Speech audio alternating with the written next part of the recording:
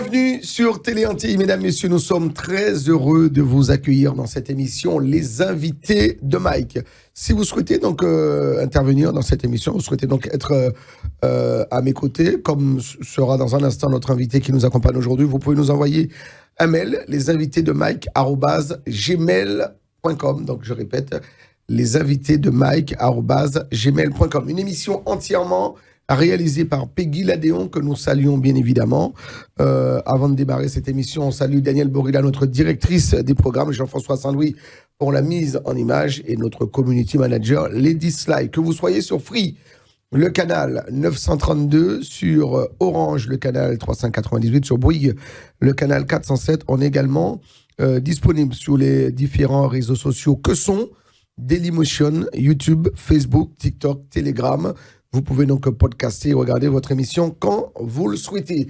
Nous sommes aussi regardés donc en Martinique, en Guadeloupe, en Guyane, à La Réunion. On salue nos amis de Mayotte, les Mahorais, mais également sur l'île de Beauté, en Corse. Nous sommes aujourd'hui, mesdames, messieurs, avec un promoteur, un inventeur, un informaticien, un homme qui sait quasiment tout faire, qui a vécu, j'ai envie de dire, dans toutes les sphères. Aujourd'hui, nous allons parler donc de géothermie. Nous allons parler donc des sols riches que nous avons chez nous aux Antilles et qui restent jusqu'à présent inexploités. Gérald Bougré, qui est notre invité aujourd'hui, à qui je dis bonjour. Bonjour à Télé Antilles et toute sa direction opérationnelle par ailleurs.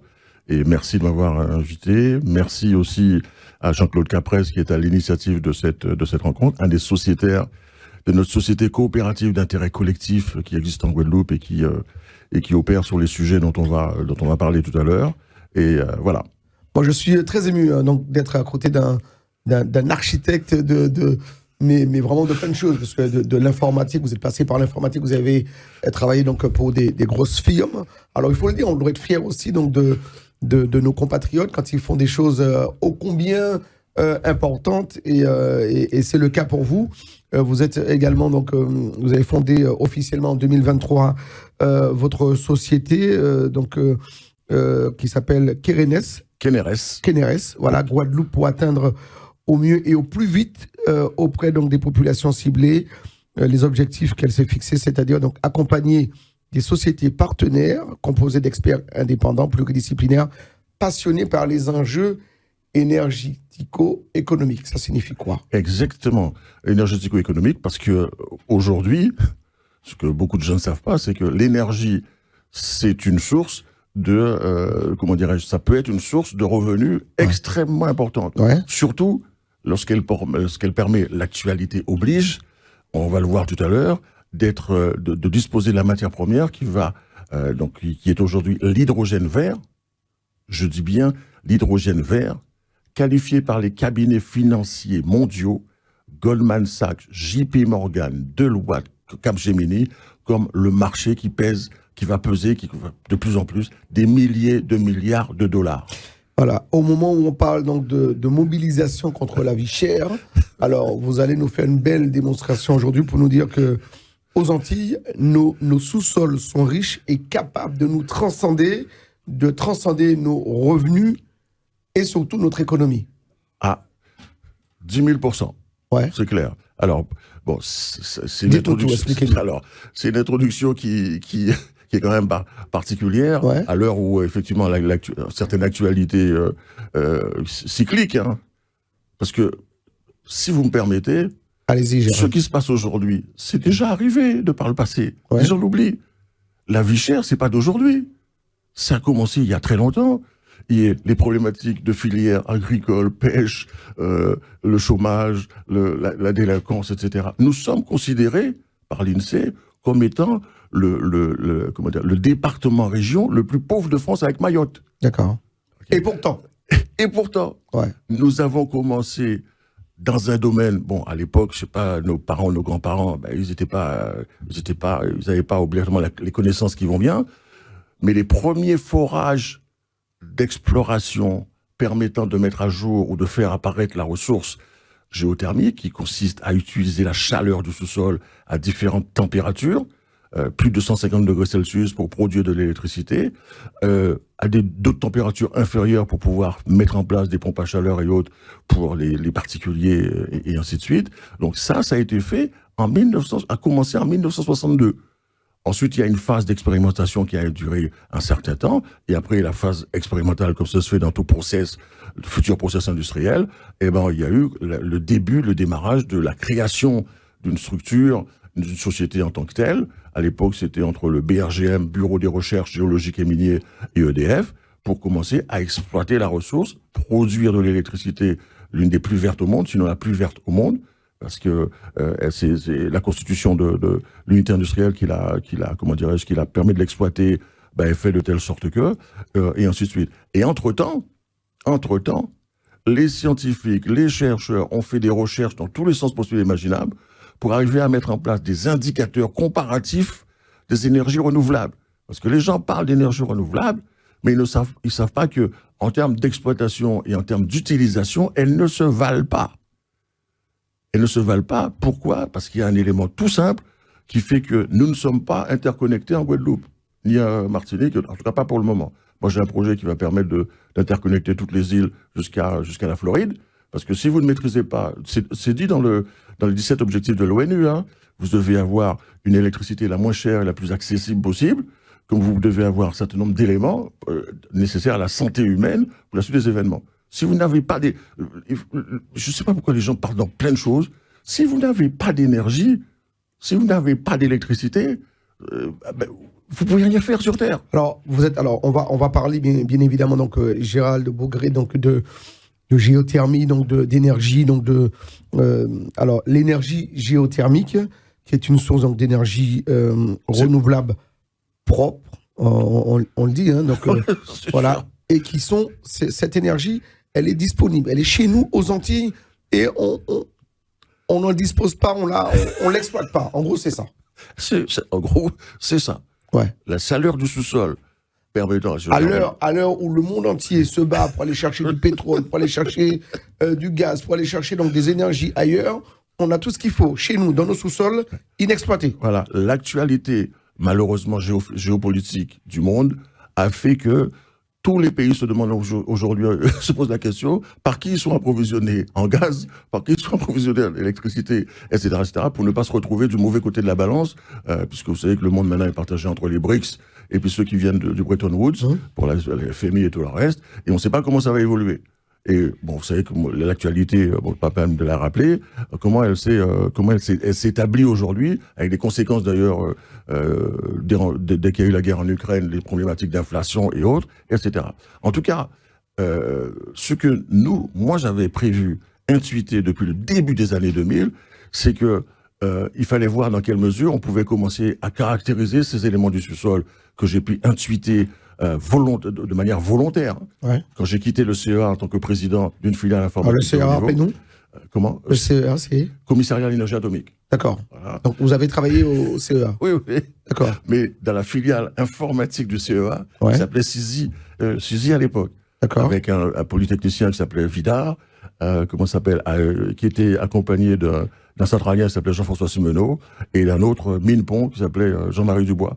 Et ils étaient venus me débaucher à France Télécom pour venir créer une filiale d'informatique de très haut niveau, parce qu'à l'époque, fin des années 80-90, il n'y avait pas tout ce qu'on sait aujourd'hui au niveau des banques, des assurances, des établissements financiers, et il fallait les équiper en grosses machines. Parce qu'aujourd'hui, on voit les terminaux, on voit les téléphones portables, etc. Mais à cette époque-là, ça n'existait pas, et il fallait pouvoir maîtriser les systèmes pour ce genre d'organisme. Vous avez travaillé à France Télécom, d'abord, qui est devenu Orange aujourd'hui. Vous étiez dans les réseaux, et d'ailleurs, vous avez travaillé sous l'élaboration du Minitel. Tout à fait. Ouais.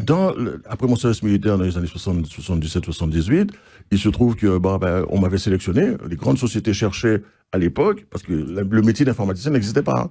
Ils cherchaient à l'époque, ils leur faisaient passer des tests, proches de ceux qu'on fait passer pour un ingénieur, de manière à ce qu'on puisse détecter s'ils vont être capables ou pas d'être soit opérateur, soit pupitreur, soit analyste programmeur, soit ingénieur système, soit ingénieur réseau, etc. Tout ça était en train de se mettre en place. Et j'ai fait partie de ceux pour lesquels ils ont testé. Alors, ne me demandez pas pourquoi. Sauf que Zébus, à l'école normale, quand j'y étais, de Guadeloupe, avec Victor Jean-Noël, mon pote, que je salue au passage, nous avait dit que nous étions prédestinés, en tout cas les élèves de l'école normale de l'époque, à faire de grandes choses pour la Guadeloupe. Et donc, du coup, j'ai passé ces tests. Et ils m'ont tout de suite, ils ont détecté que j'allais être capable de maîtriser le langage de base. Parce que je l'apprends peut-être aux gens, mais vous voyez, vous utilisez votre téléphone portable et tout le reste, mais à l'intérieur, c'est du binaire qui tourne. Et le binaire, il est maîtrisé par un langage qu'on appelle l'assembleur. Les puristes vont... Comme en informatique. La couche que vous appelez informatique, si les machines, des humains n'ont pas programmé un assembleur, ce qui doit se passer, vous n'avez rien. Ça, vous voyez la couche qui est accessible, ergonomiquement parlant, aux particuliers. Mais lorsque ça arrive au niveau des machines, au niveau de l'intérieur même de la machine, au niveau hardware, comme on dit, c'est des 0 et des 1 qui circulent. Hein. Et il y a des gens qui sont capables de maîtriser ces 0 et des 1. Ce langage-là s'appelle l'assembleur. Vous pouvez taper assembleur sur Google, vous allez voir. Et moi, on m'a détecté comme étant capable de faire ça, avec d'ailleurs un assembleur qui était pour les grosses machines bulles de l'époque, qu'on appelait le GMAP. Déjà à l'époque, General Electric Macro Assembleur Programme. Et du coup, ayant détecté ça, ils étaient en train, les laboratoires de recherche de France Télécom venaient de sortir le Minitel en tant que matériel, en tant qu'équipement, mais ils avaient oublié d'intégrer la dimension qui allait permettre de faire en sorte que le Minitel puisse se connecter aux grosses machines. Et ils avaient fait des choix liés à ce qui se passait en France à cette époque-là pour pouvoir connecter un ordinateur passif, ou un terminal passif, vers un ordinateur central. Et on avait donc le logiciel qu'on appelait réseau qui s'appelait Transpac X25. Mais Transpac X25 avait des sous-couches qu'on appelait, dont une qui s'appelait X29M, qui permettait de gérer les échanges pour le temps partagé. Et donc, ayant détecté ça, ils avaient acheté un ordinateur central au Dartmouth College, Dartmouth Time Sharing System, comment ça s'appelle, dans le New Hampshire, et ils ne savaient pas comment faire pour mettre en place. Donc vous êtes parti aux États-Unis pour... Ils m'ont envoyé tout de suite aux États-Unis, au Dartmouth College, avec les anciens d'ailleurs, il y a 2 professeurs, Kemeny et Kurtz, qui m'ont donné le compilateur basique, le premier langage évolué qui a existé. Tellement je bossais bien, Kemeny et Kurtz m'ont envoyé... Je me dis que c'est Jean-François qui va nous présenter cette émission, tellement il est passionné donc d'informatique et de technique. Mais en tout cas, on est très heureux donc de vous avoir, Gérald Bougré. Je termine rapidement, parce que ça, c'est important. et donc, du coup, ils m'ont donc envoyé ça. J'ai fait les modifications qui vont aux bien. États-Unis, Voilà, aux États-Unis. J'y ai fait en même temps un MBA, Master in Business Administration, parce que j'intuitais déjà ce que j'allais faire à terme. Et après cela... je suis revenu à France Télécom, à l'occasion d'ailleurs d'une présentation que devait faire Mitterrand devant un président américain, parce qu'ils voulaient donc déployer le Minitel, et comme démarrage commercial, ils avaient mis un certain nombre de Minitel à disposition de la presse pour que cela puisse se faire. Donc ça s'est passé. D'ailleurs, j'ai été réquisitionné par l'État pour faire ça, hein, parce qu'ils ne voulaient pas qu'il y avait un problème, etc., sur les machines, pour que les choses se passent. On rappelle que le Minitel, c'est une invention française. Hein. Ah, c'est une invention française. Le Minitel, l'équipement et tout le reste, mais le réseau qui a tourné autour, c'est la communication par paquet. Alors, d'aucuns ne disent que c'est français, que c'était déjà vu avec les Américains, mais on ne sait pas. Toujours est-il que mon histoire personnelle s'est passée autour de ça.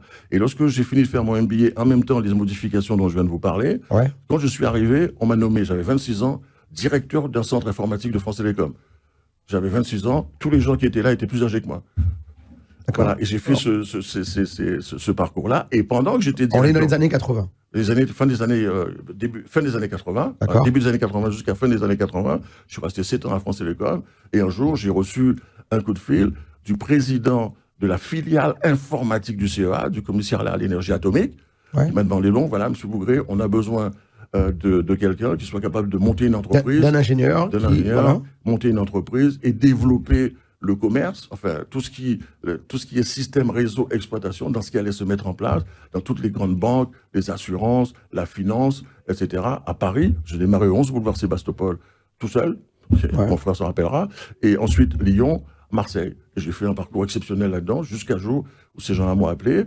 J'ai fait donc la création de cette société avec eux, et je leur ai dit, déjà à l'époque, j'allais rester 4 ans, pas plus, parce que je veux que l'informatique que je maîtrise, je puisse transférer ces connaissances pour les gens de mon île, et retourner vous êtes originaire de la Guadeloupe, hein? Je suis originaire de la Guadeloupe. Quelle ville? De Petit Canal. Petit Canal, ouais. Salut, ça dit que je ne suis pas originaire de Petit Canal, c'est pas possible. Ouais.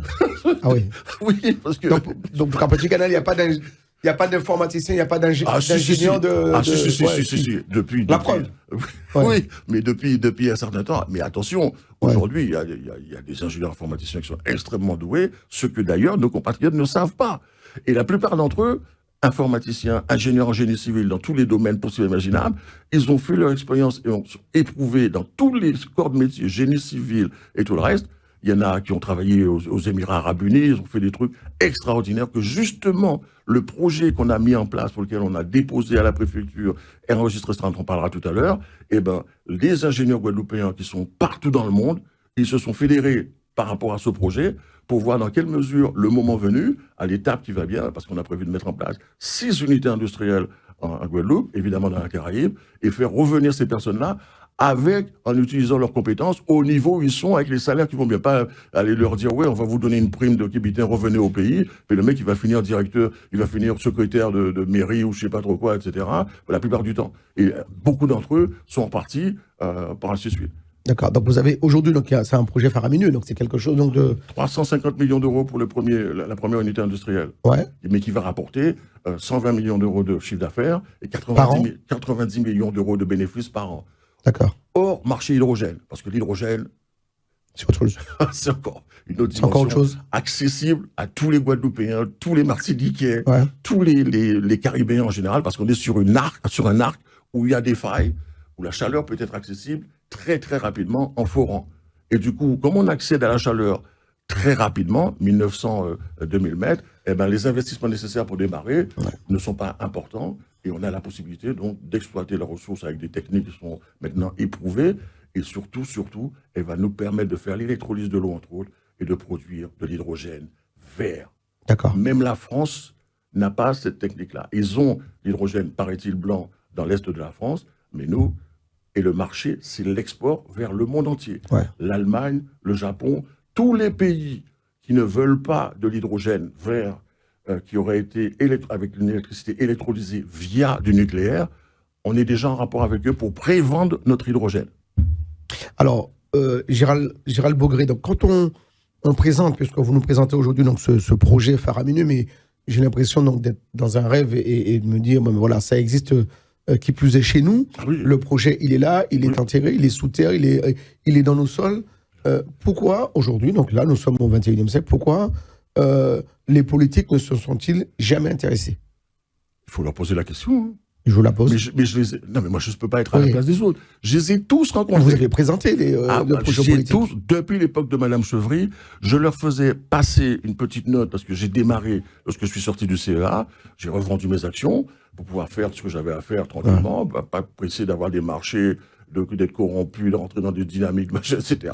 J'ai fait le travail que j'ai fait méthodologiquement, recherche-développement appliqué, en haute technologie, appliqué au développement durable et au secteur plus spécifique de l'énergie et de l'eau, parce que j'ai fait aussi des travaux sur l'eau, mais j'ai ensuite focusé sur l'énergie pour bien apprendre, connaître comment fonctionnent les électrons qui sont réunis lorsqu'ils circulent sur un réseau électrique non interconnecté, parce que le fait que qu'on n'est pas interconnecté, ça cause un paquet de problèmes dans le fonctionnement même du réseau électrique à la base, d'un point de vue technique, que nos compatriotes ne savent pas. Et ça engendre un certain coût qui un jour, c'est une épée de Damoclès au-dessus de la tête des Martiniquais, des Guadeloupéens, etc., dont ils ne parlent jamais, qui est la contribution sociale pour l'électricité. L'électricité telle qu'elle est produite là, du fait de ces problématiques qu'il faut gérer en termes de fonctionnement, du fait de notre approvisionnement en pétrole, parce que vous savez, on n'est pas qui vous savez, on est obligé d'acheter. En fonction de la fluctuation des marchés,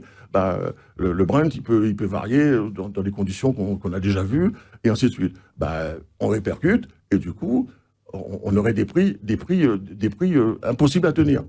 Et la France, à l'époque, a mis en place, je crois que c'était l'époque de Rocard, ils ont mis en place un système, on appelle la contribution sociale pour l'électricité, ou la TIFCE, comme ça a évolué, qui permet de faire en sorte que tout Français, quel que soit l'endroit où il est, paye le même prix du kilowattheure à la base pour pouvoir être raccordé. Vous imaginez bien que quand il faut vous raccorder de cette manière, avec les travaux qu'ils vont faire, ça coûte des millions et des millions, et ça existe, sauf que lorsque Emmanuel Macron est arrivé en 2017, cette contribution sociale de l'électricité était déficitaire. Là, maintenant, elle tourne à peu près correctement. Et ils avaient fait des expertises. C'est un rapport 2017 M015 qui dit que cette compensation pour éviter qu'on ne paye le prix du kilowattheure au prix réel, eh ben, elle commence à poser des problèmes. Et ils ont failli faire sauter cette CSPE. Et si jamais ils font sauter cette CSPE, je leur ai déjà dit qu'il faut constitutionnaliser la contribution sociale pour l'électricité, parce que s'ils la font sauter, eh ben, le prix de l'électricité qu'on trouve déjà cher en Guadeloupe va être multiplié par 4 ou par 5. Écoutez bien ce que je vous dis. Hein. Pourquoi les mecs ne disent pas ça? Et c'est une réalité. Donc j'étais obligé de demander à un député califère, plus ou moins machin, d'aller à l'Assemblée générale, à l'Assemblée nationale. Je suis passé à l'Assemblée nationale, je leur ai expliqué, je leur ai dit, je leur ai redit. Vous avez été reçu par les députés? Ah oui, bien sûr. Ouais. Il y en a un qui s'appelle Califère, qui m'a écouté sur le, etc. Parce qu'ils savent pas, ils connaissent pas. Eux, c'est la canne à banane, les machins, les trucs traditionnels. Ils s'installent, ils veulent pas entendre parler d'autre chose. Parce que ça leur complique la vie. Enfin, j'en sais rien. Ouais. Toujours est-il que j'y suis passé avec un de vos compatriotes. C'est-à-dire qu'aujourd'hui, pour qu'un projet comme le vôtre ou d'autres qui sont peut-être dans les cartons... Ceux des Guadeloupéens. Moi, j'ai fait ma part. Je les aide à mettre en place. Ouais. Mais pour l'instant, il est pas en place. Il est même pas reçu. Il est même pas perçu. Ah, si. Par ceux qu'il faut, oui. Puisque l'État, alors on peut me dire tout ce qu'on veut, l'État colonial, l'État tout ce qu'on veut, machin, etc. Ils nous ont toujours répondu. Sarko m'a toujours répondu. Avec son conseiller Boussokol à l'époque, dans les années 2007-2010. Madame, comment il s'appelle, Hollande, avec Madame Royal et Hélène Pesquin, son conseillère, m'ont toujours reçu, écouté, etc. Très dernièrement encore, Annick Girardin, reçu avec un de ses conseillers, Kipriano. Et à chaque fois, il me dit, M. Bougré, mais nous, on a fait le choix du nucléaire et de l'hydroélectricité. Pourquoi la région, le département, Guadeloupe, ils disent rien? Moi, je ne sais pas. Pourquoi ils disent rien? J'en sais rien. Et les mecs en question me disaient, M. Bougré, nous, on n'y connaît rien, la géothermie au Tantalpi. C'est vous qui nous apprenez des choses. Mais eux, ils ont fait le choix. Vous pensez que pour vous, c'est l'énergie de demain, c'est là-dessus, c'est vers là qu'il faut... Avant la fusion, la géothermie, parce qu'entre-temps, les chercheurs, les scientifiques du monde entier ont fait des travaux. Pardonnez-moi, Gérald Bougré, donc on ne peut pas parler donc de géothermie sans rendre hommage à Jean-Philippe Kalala, donc le professeur Mutunde, de son vrai nom Philippe Corveau, qui lui aussi venait sous les plateaux, venait dans les médias parler donc de ce projet pour la Guadeloupe. Non, il ne faut pas inverser les choses. Dites-moi tout. Je respecte NKO, parce que moi je le surnommais affectueusement NKO, Nusire Kalala au Mutunde. Le jour où je l'ai rencontré par l'intermédiaire de Madame Bourgarel en Guadeloupe, il y a 4-5 ans de ça, où je lui ai parlé de ça comme je vous le parle, c'était fini. Il comprenait tout à la vitesse supersonique.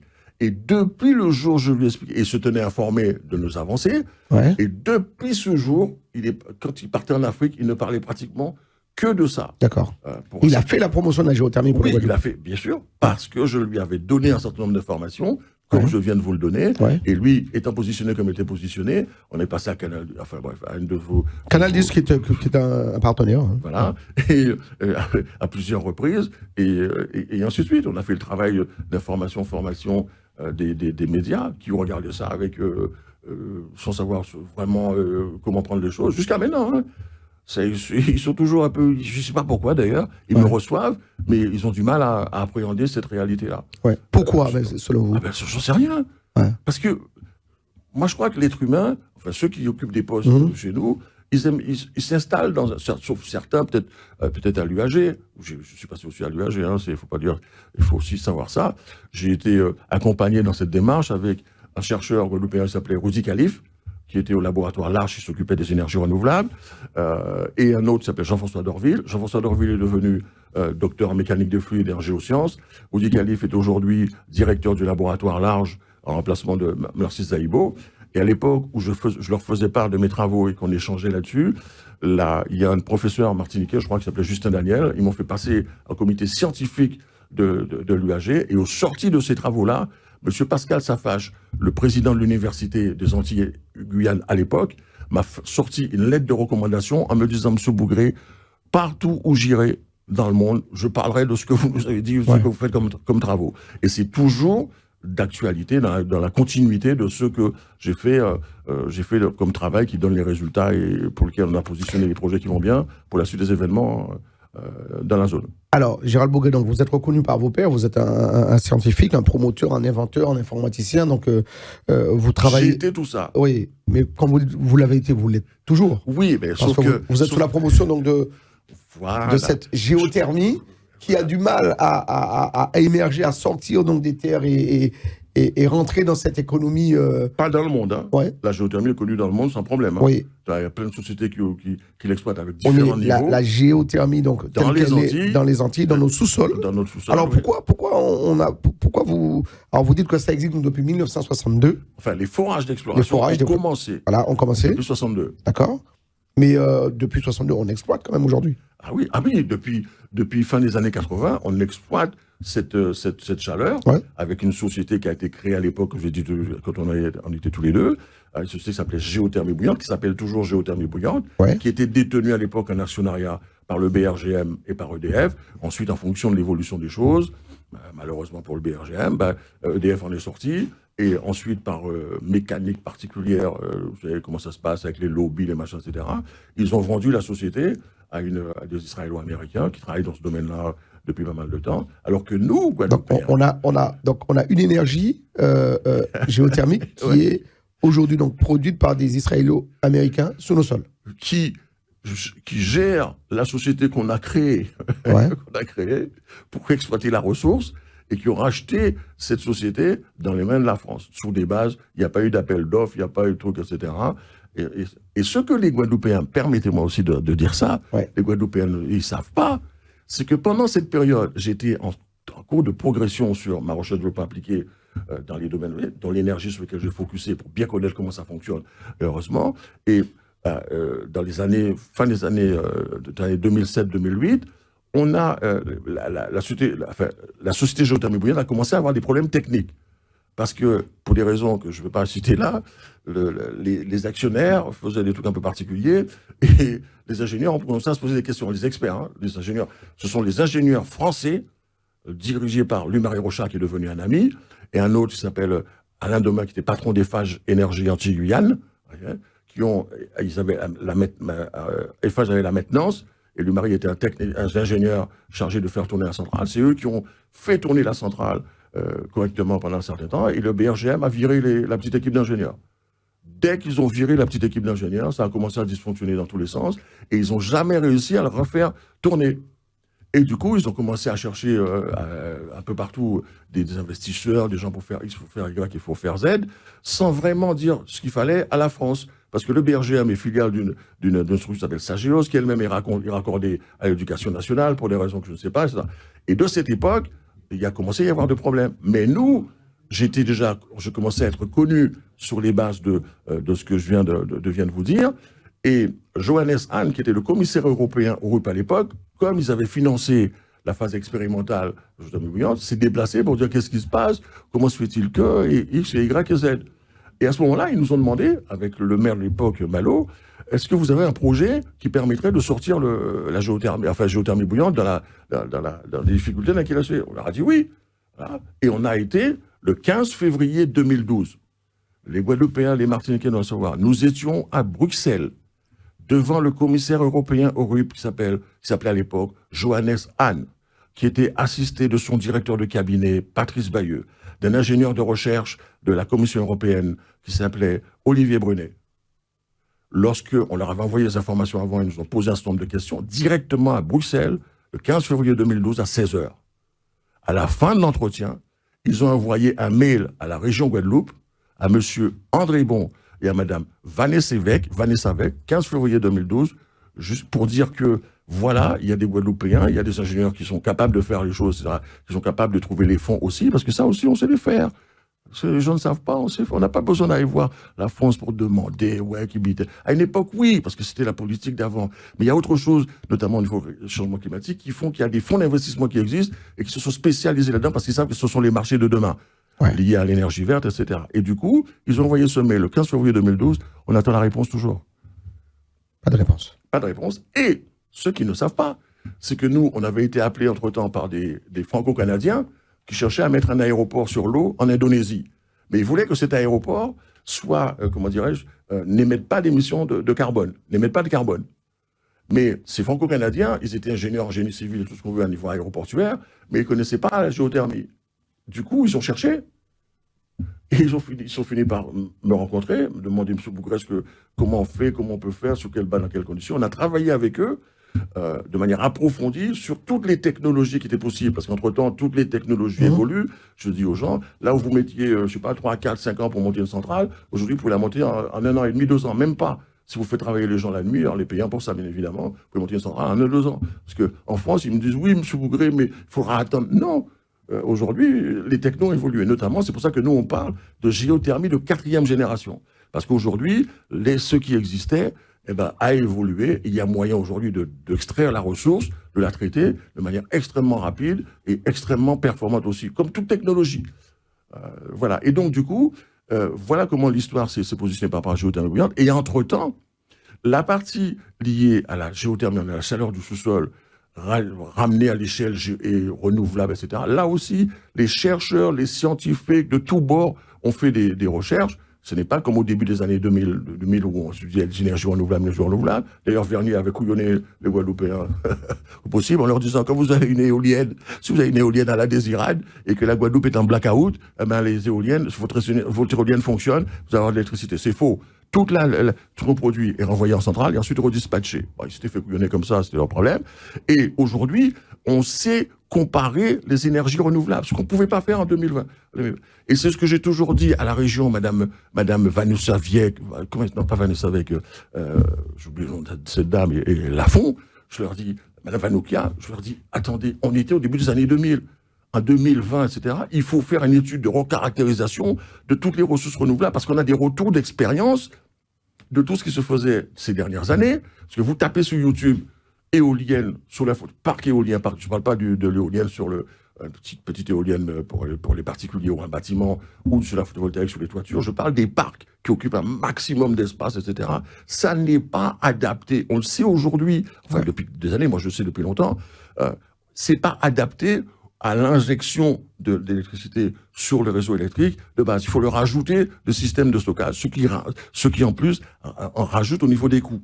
Mais la géothermie haute enthalpie, elle est là en permanence. Comment vous appelez la géothermie ? Haute enthalpie, haute température. D'accord. Ça se trouve à certaines températures. Dans les sous-sols ? Au-delà, dans le sous-sol, il y a la basse et la moyenne. Ouais. La basse, c'est entre 30 et 60 degrés. Ensuite, entre les deux, la moyenne. Et ensuite, celle qui permet de produire l'électricité, qui est au-dessus de 150 degrés. Pourquoi vous dites dans votre définition, pourquoi vous dites que cette énergie renouvelable, cette énergie donc géothermique qui se trouve actuellement dans nos sous-sols, pourquoi particulièrement dans nos sous-sols aux Antilles ? Qu'est-ce qui caractérise ?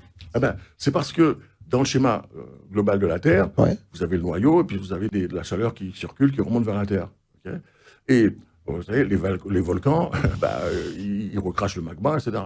Et comme on est sur des failles qui vont bien, les failles tectoniques qui vont bien et les failles dans le sous-sol, et la chaleur est présente plus rapidement autour d'un volcan, à la base, que sur d'autres endroits sur Terre. Mais attention, il y a des recherches qui se font aujourd'hui pour faire en sorte que n'importe quel endroit sur Terre où vous seriez, dès lors que vous aurez la capacité de forer, vous récupérez la chaleur. Ça ne sera plus spécifique ou plus facile d'y accéder autour des... Ça, c'est physique. Plus on descend, plus c'est chaud. Plus dehors, c'est chaud. C'est clair.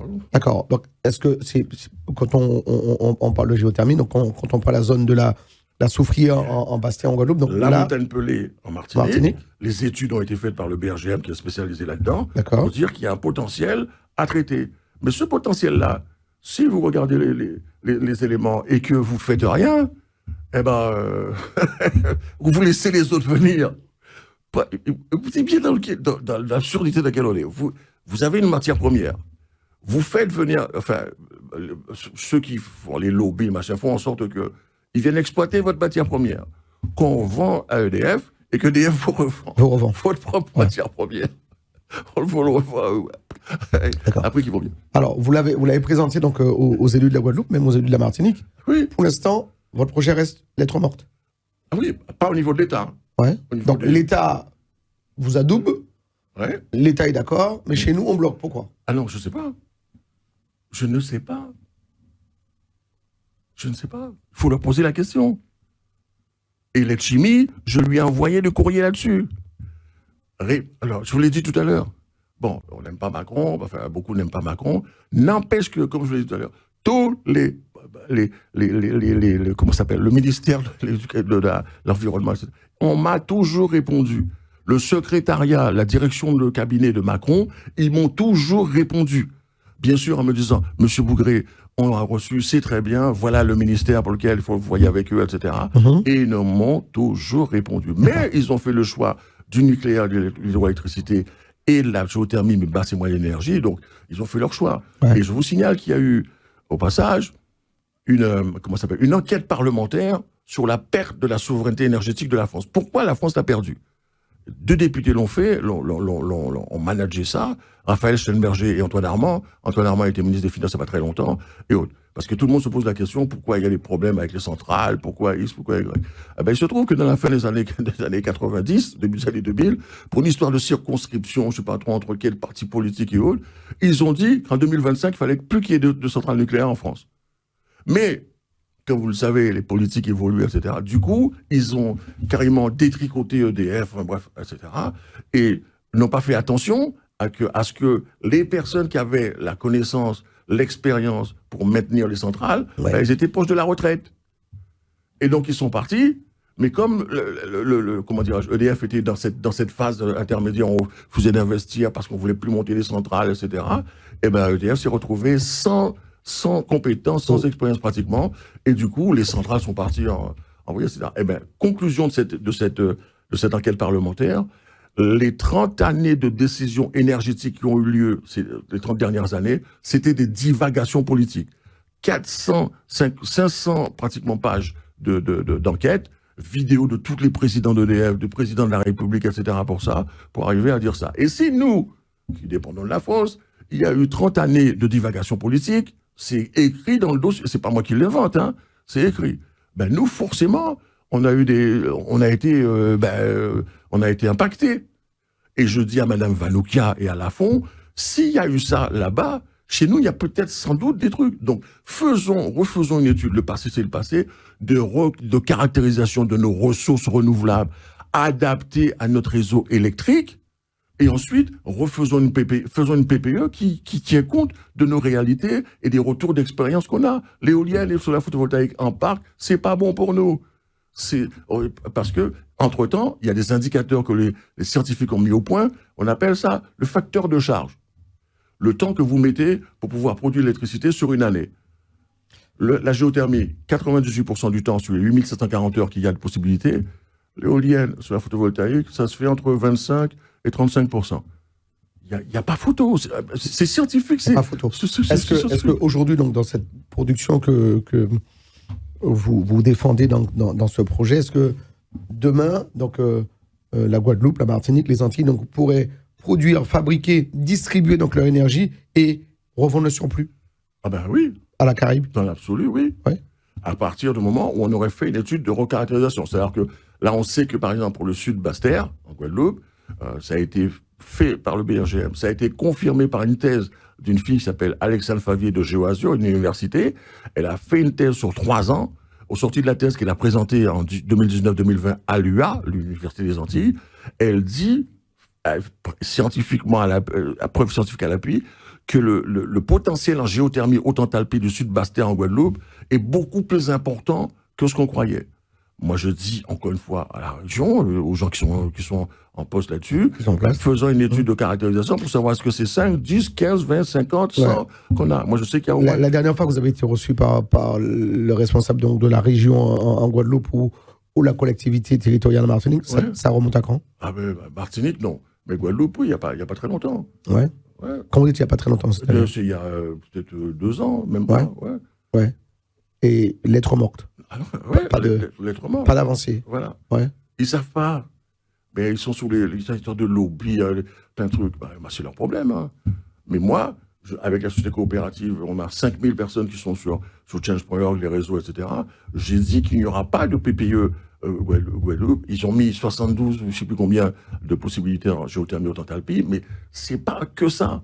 C'est revoir la dynamique. On a des retours d'expérience sur la photovoltaïque. On va pas remettre on va pas manger des parcs d'éoliens et sur la photovoltaïque. Mais comme ils sont rentrés dans une dynamique, ils se posent pas de questions. Parce que les technos, on se pose des questions relativement souvent. Vous avez la version, quand Bill Gates a commencé, il a commencé avec une version qui s'appelle MS-DOS. Entre-temps, il a fait évoluer pour devenir Windows, je ne sais plus quelle version. Il n'est pas resté sur MS-DOS. Nous, les logiciels, on reste sur MS-DOS. La PPE, on refait du parc éolien, alors que ça n'est pas adapté à notre réseau électrique. On ne le savait pas par le passé, mais aujourd'hui, on le sait. Donc, recaractérisons, et puis ensuite, on voit avec les scénarios Émeraude et Azur que DF sort tous les ans, un travail magnifique qu'ils font, pour dire dans les 3, 5, 10, 15 ans, voilà quelle quantité d'électricité on va avoir besoin, et on dit, on fait les études de caractérisation à l'aune des retours d'expérience qu'on a. On peut avoir un taux de couverture de 30% avec nos propres énergies renouvelables, notamment la géothermie, et le reste, on le laisse aux autres. Mais la nôtre, qui est impeccable pour le réseau, notre réseau électrique, hein, qui a besoin, on rappelle le réseau électrique de base, il faut que l'offre et la demande soient en permanence équilibrées. S'il y a déséquilibre, c'est problème sur le réseau. Et sur la photovoltaïque, ils ne savent pas faire ça. Il faut rajouter de l'intelligence au sens malgré du terme, il faut rajouter du stockage, ça rajoute au coût. Sans compter que l'éolien, quand il n'y a pas de vent, vous savez comment ça se passe. Le solaire photovoltaïque, la nuit, il n'y a pas de soleil, et ainsi de suite. Ça dépend des intempéries. La géothermie ne dépend pas de géothermie, des conditions climatiques. On comprend bien. Donc, c'est une source d'énergie. Donc, c'est dans nos sols, on l'aura compris, et ça reste inexploité. Donc, malgré. Inexploité par nous. Par nous. Par les autochtones. Ouais. C'est exploité par d'autres. Hein. Ouais. C'est comme un truc tout simple. On a ouvert le marché de l'électricité en 2007, comme on l'a fait pour les télécoms. Vous savez, quand on a cassé le marché de la concurrence c'est comme pour les télécommunications. Ouais. Vous avez vu, Bouygues est apparu, etc. On a cassé la concurrence au niveau de l'électricité. EDF, le gestionnaire de réseau n'a plus le droit de faire production, transport et distribution. 2007, c'est ouvert. Pourquoi il y a en Guadeloupe et en Martinique, il n'y a pas une SDL, une société de distribution d'électricité? Pourquoi? Posez-leur la question. Le marché est ouvert. Free a bien fait son truc. Orange, c'est France Télécom, mais Bouygues a bien fait son truc. C'était la même chose. On a cassé la concurrence, on a ouvert la porte, mais comme je vous dis, si on ouvre la porte, vous devez y être. Ouais. Vous n'y êtes pas. Ça veut dire qu'aux Antilles, on peut avoir une société qui pourrait donc acheter de l'énergie et revendre donc, aux consommateurs lambda. Ah ben oui, société de distribution de l'électricité. Ouais. C'est prévu, ça aurait dû être ça. Mais ça existe, je crois, d'électricité de Mayotte ou je ne sais plus trop dans quelle autre zone ultramarine. Ça existe, ça fonctionne. Mais si vous ne demandez rien, si vous n'êtes pas à la table là où il faut au moment où les multinationales, ils prennent. Et puis, moi, j'ai rien contre elles. Hein. Je bosse, je suis très bon ami avec chez EDF et des choses comme ça. Mais c'est des fondamentaux du business. Vous n'y êtes pas, on prend votre place. Bon, puis après, nous, on descend dans la rue pour dire, ouais, qui bitin, que machin, que pas. Oui, mais les mecs, ils rigolent. Macron, il rigole. Moi, je suis sûr. Ils disent, les mecs, parce que moi, je lui ai envoyé des trucs. Il sait qu'on a l'hydrogène vert. Mais si vous ne demandez pas, vous ne venez pas, vous ne dites pas, les mecs, ils continuent de faire ce qu'ils ont à faire, et ainsi de suite. Il y a une législation... C'est pareil pour l'eau. Ouais. Alors, justement, avant de revenir sur l'eau, il y a une législation étatique sur le sujet. Il y a des lois, il y a des licences. Et ça, vous avez tout? Ah oui, moi j'ai ce qu'il faut pour pouvoir faire ce qu'il y a à faire. Donc demain... Et l'État me répond, l'État m'a jamais dit... Gérald Bougré, donc demain, le président Chalus ou encore le président Nachimi se met à table avec vous et vous propose un projet pour mettre en place, ou pour développer votre système. Vous êtes prêt? Ben oui. Ouais. Ben oui, attention. Sauf que... Il y a un mais. Non, j'exige que la population... Ouais. Parce que... Dites-nous. Mike. Oui, dites-nous. On raconte tellement de conneries, de choses en Guadeloupe, à Marseille.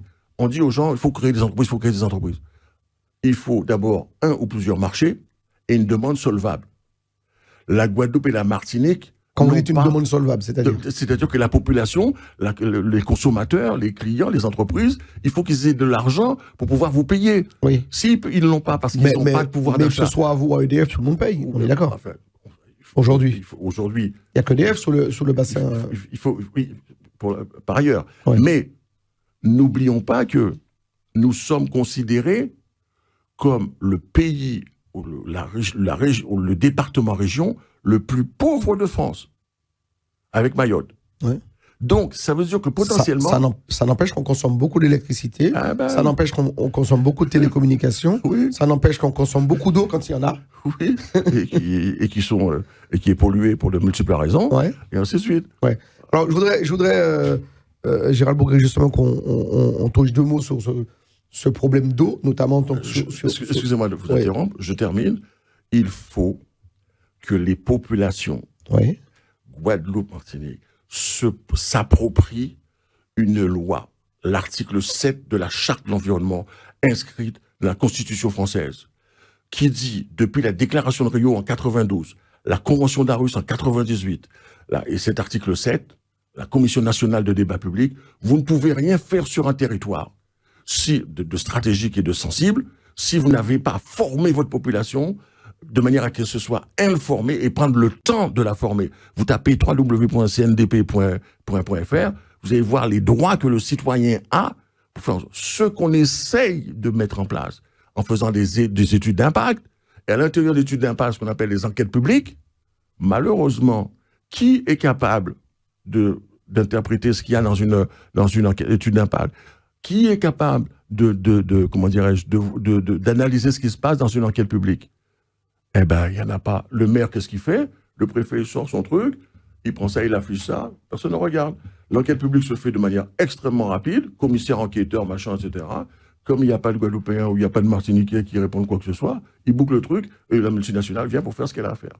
Nous, citoyens engagés de la transition énergétique, écologique et transition circulaire, économie circulaire, on a mis en place un système, une veille informationnelle qui permet aujourd'hui que chaque fois que le préfet sort une étude d'impact, une enquête publique, la population guadeloupéenne, on l'informe tout de suite pour qu'elle puisse participer aux enquêtes publiques et qu'elle donne son avis éclairé. Parce que nous, experts, enfin ceux qui sont experts, dans tous les domaines, on en a en Guadeloupe, on en a en Martinique, on est capable d'argumenter pourquoi on dit non pour tel projet, pourquoi on dit oui pour tel autre projet. Et ça ne se fait pas. Est-ce que vous savez, par exemple, je vais prendre un exemple tout simple, concret, actuel. Du 17 juillet, parce que je leur ai écrit aussi sur ces sujets-là, du 17 juillet au 15 septembre, l'État a fait sortir une enquête publique. Guadeloupéenne, donnez-nous votre avis sur l'avenir de votre archipel en matière d'énergie, de souveraineté alimentaire, parce que beaucoup de gens parlent de souveraineté alimentaire, mais sans énergie haute, je pense qu'il y aura souveraineté alimentaire. Et donnez-nous votre avis. Sauf que, et je leur ai déjà dit, je répète encore, elle est dématérialisée. C'est-à-dire que ceux qui n'ont pas d'ordinateur portable, qui n'ont pas de téléphone, etc., ils n'ont pas de moyens de communication, ils ne peuvent pas y répondre. Et quand bien même, Mike, si vous me permettez, si vous, on a un taux d'illettrisme défiant toute concurrence, comme dirait NKO. Si vous n'avez pas les capacités matérielles, si vous n'avez pas la compréhension de ce qui se passe, comment vous pouvez donner votre avis sur quelque chose qui va être essentiel pour le vie de tous les jours? Vous pouvez pas. Et on est dans ce schéma-là. Ils viennent de sortir. Écoutez bien, là, actuellement, on a sorti une consultation publique. C'est pas Gérald Bourguet qui invente, qui part du 25 novembre 2024, qui va au 25 mai 2025. Donnez-nous votre avis sur l'eau en Guadeloupe et à Saint-Martin. Dématérialisé. Je l'ai dit au préfet. Je lui ai dit, mais c'est pas possible. 70-80% des gens vont pas pouvoir répondre. Et donc, du coup, s'ils répondent pas, on va tout de suite, parce que c'est pas leur problème, on va tout de suite dire, ça les intéresse pas, ils sont contents des pesticides, du chlordécone, du machin. On va continuer. Et nous, qu'est-ce qu'on fait, Mike? Je vais faire le tour de toutes les communes de Guadeloupe. Parce que dématérialiser, les gens, ils peuvent pas, ils savent pas, ils comprennent pas.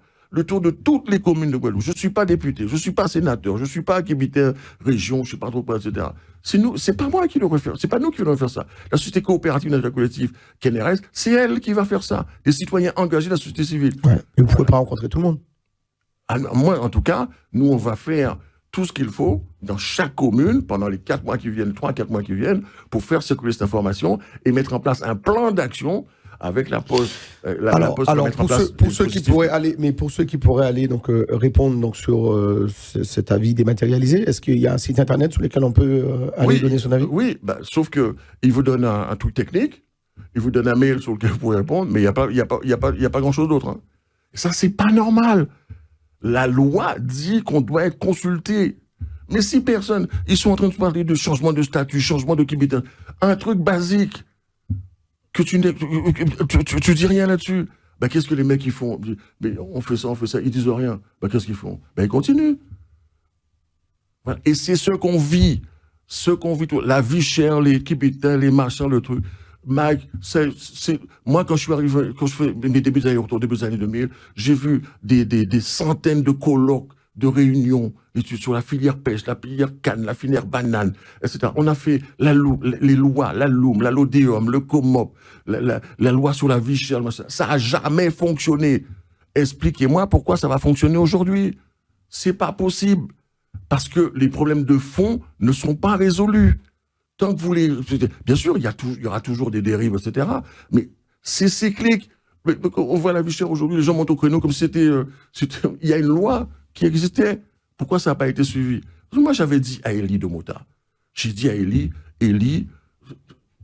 tel que c'est fait là, il faut que nous ayons nos propres moyens de produire quelque chose, d'exporter ce qu'on va avoir avec l'hydrogène. Pour ensuite faire partager.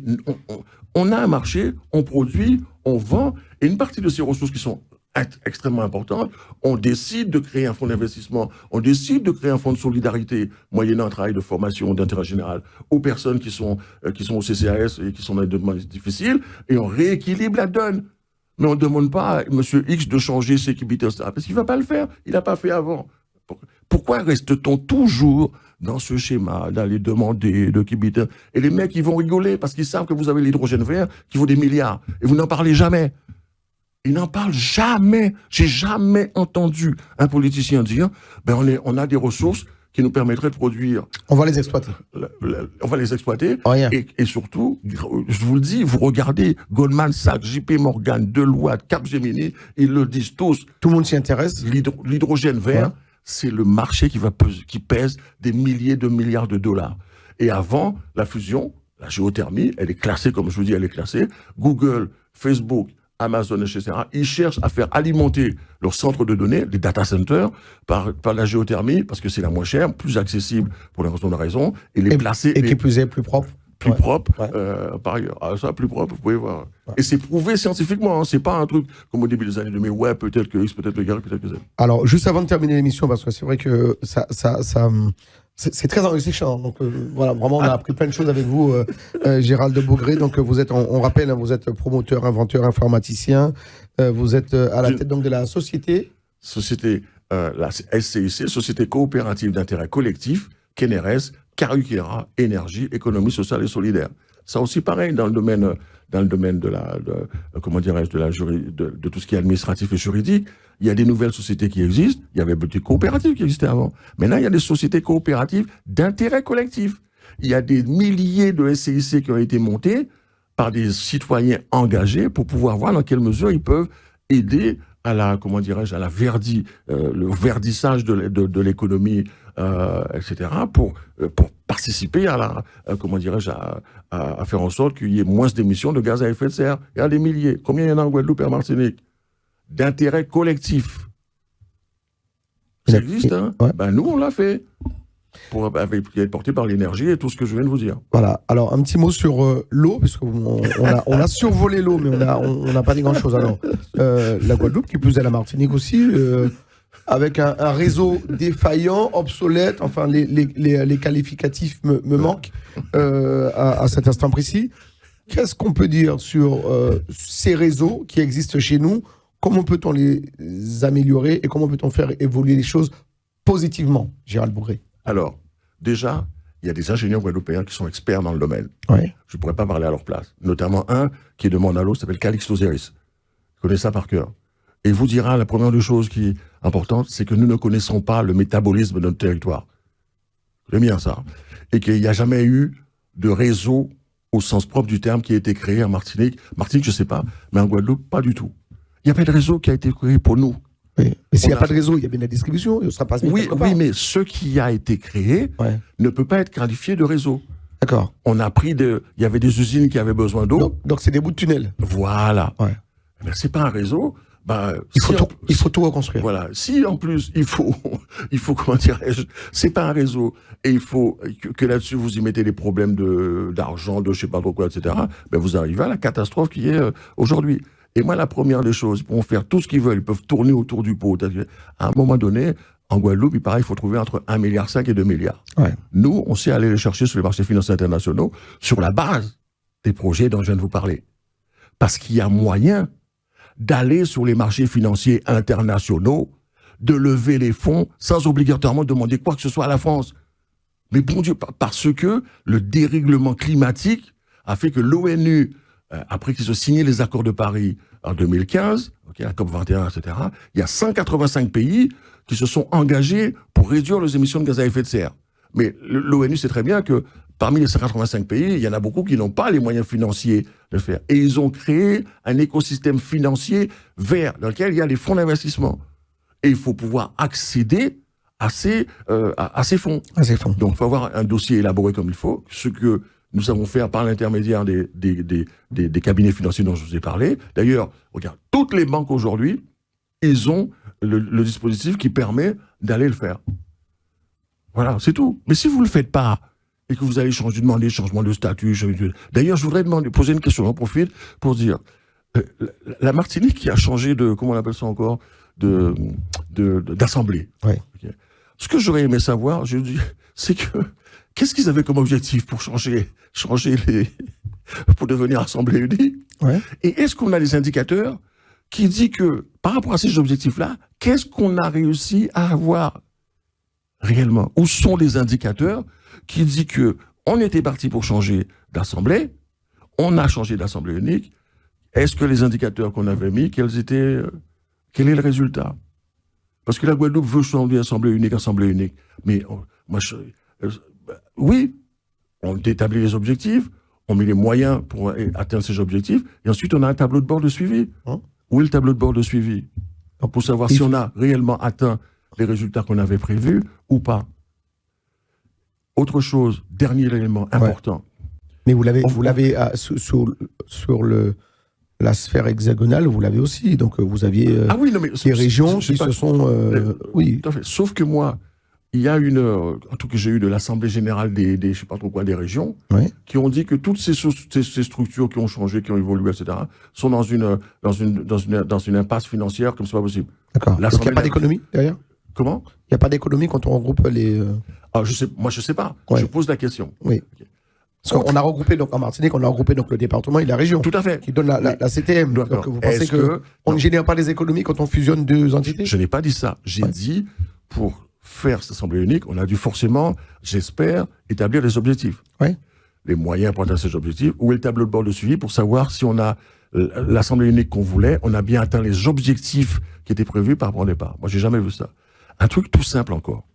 Ils vous disent, certains disent, oui, il faut devenir PETOM, il faut devenir je sais pas trop quoi, etc. À l'exemple de Saint-Martin. Saint-Martin a failli fiscaliser le RSA. Et d'autre part, Saint-Martin, ils ont demandé à garder la CSPE, la contribution sociale pour l'électricité. C'est-à-dire que les gens là-bas ne payent pas l'électricité au prix qu'ils le devraient grâce à un dispositif que la France a mis en place. Et pourtant, ils sont PETOM, ils sont machin, etc. Dites-leur d'enlever la CSPE et d'avoir le prix du pétrole répercuté sur les centrales thermiques, comme ça le devrait. Vous verrez que ce ne sera pas tout à fait la même chose. Personne ne parle de ça. Nous, on l'a, la CSPE. Et le jour où vous allez enlever la CSPE, et quand vous devenez indépendant ou autonome, ou je ne sais pas trop, je ne dis pas qu'il ne faut pas le faire, hein. Comment vous allez faire pour payer l'électricité qui, mécaniquement, va être 4 ou 5 fois plus chère? Comment vous faites? Et sans énergie, vous savez comment les choses vont se passer. Hein. Ouais. Mais j'entends personne parler de ça. D'accord, mais d'ici là, on aura notre énergie qu'on pourra donc produire, distribuer, par le biais donc de d'autres sociétés qui vont venir s'implanter. Et puis, on va pouvoir même vendre sur la Caraïbe. La Caraïbe, le monde entier. Je vous l'ai déjà dit, on a l'export sur ça. Madagascar, on va commencer dans pas longtemps, si Dieu veut. Et les Émirats Arabes Unis, Bahreïn et tout la bande, ils m'avaient appelé en début des années, avant le Covid, pour me dire, Monsieur Bougré, on a échangé, parce qu'ils m'ont trouvé. Moi, j'ai jamais été chercher quoi que ce soit en Émirats, quoi que ce soit. Les Émirats Arabes Unis et tout là. Ouais. On a échangé. Alors, le monde entier vient vers vous et nos locaux, nos représentants, nos dirigeants, Gérard Bougré, vous boudent.